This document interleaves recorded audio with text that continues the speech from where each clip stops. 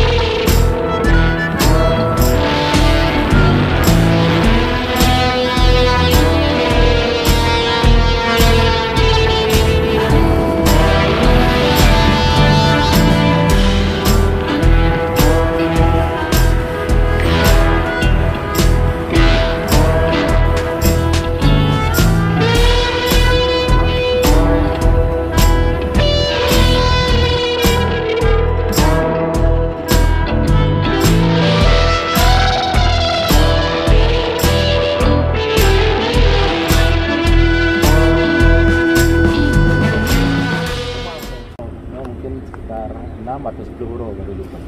Yang baru tangkap menurun tumornya. Oh.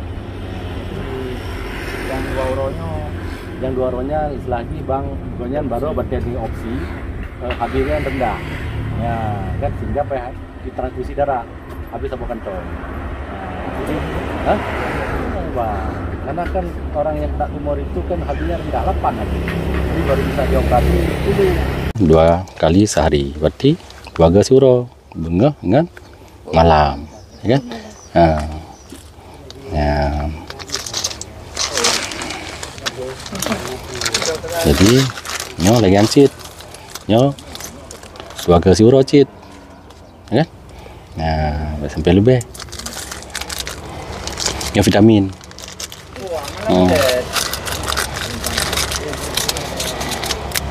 Nyo untuk lambung, ya kan? Makanya mual-mual, nyo bega nyo 12 euro cit.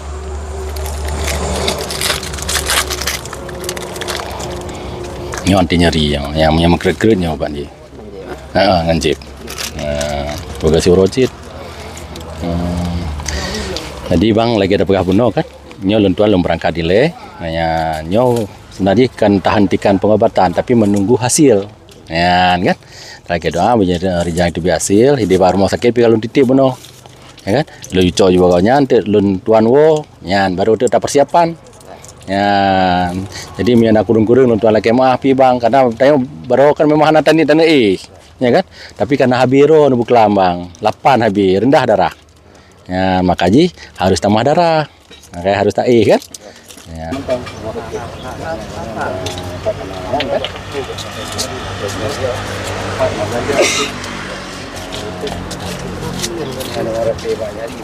Yang untuk rujuk balik seandainya ada kondisi yang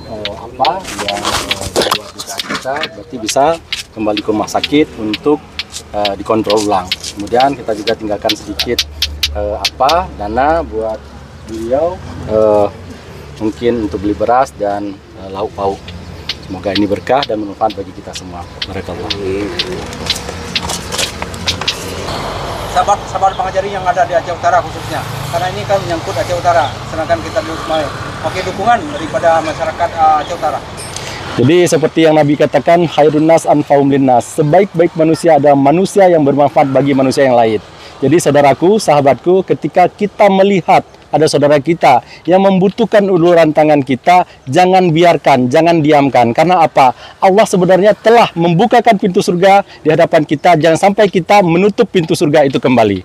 Jadi ambil tindakan sekecil apapun agar kita punya kontribusi untuk masuk ke surga ya Allah.